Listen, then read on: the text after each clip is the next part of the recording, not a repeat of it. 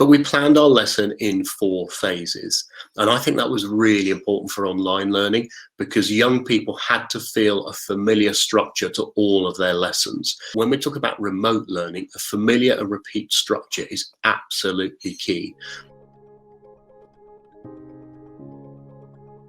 So one of the things that I've done is I've audited our VLE, our learning platform, to have a look to see where we ended up. Certainly we all started off working in the same direction, but perhaps it didn't quite look the way that we were imagined back at that point, where it was all just one of those wonderful, nice to have things.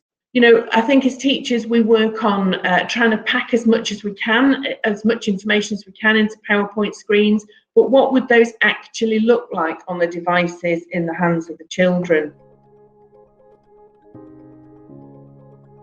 We have become quite clear around reinforcing our assessed curriculum. So we have got our KPIs now that have been in place for 5 years.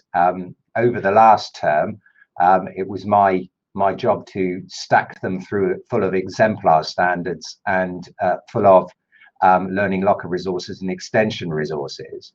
And so this has been, you know, it's a kind of system there that is fully supportive of remote learning. In-house, though, we actually offered, as Kate Rad said, bite-sized training opportunities. So no more than 5 minutes and very practical. So, for example, how to include audio within your PowerPoints that could actually aid the learning. And I genuinely, and I'm happy to say, as a national state-paid DFE head teacher, that the biggest thing I was assessing for our young people was engagement rates, connectedness, and just being in the game. And I think that's the most important thing we assessed. Is all of our children have an e-portfolio. So obviously with very young children, it's really important that the parents are able to kind of see what's going on every day and kind of feel like they're taking part in the lessons that are happening, and really have a firm understanding, because some of our little ones, you know, don't go home and say exactly what may have happened during the day.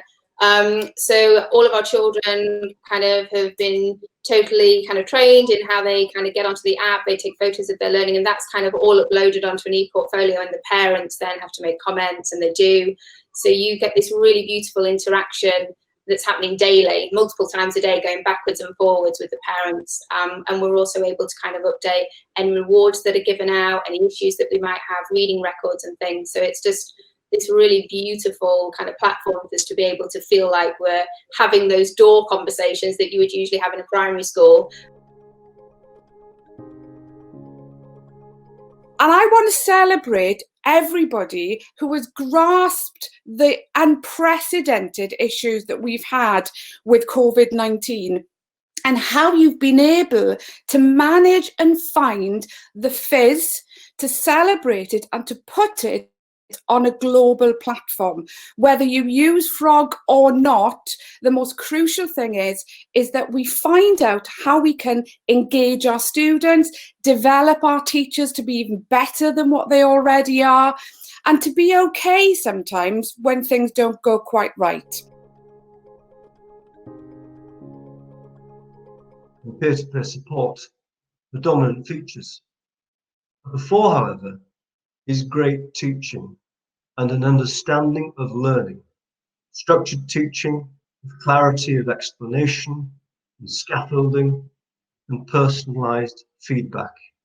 Centre staging all of this is the importance of independent learning skills and support for metacognition and the need for self-reflection by students and indeed by teachers.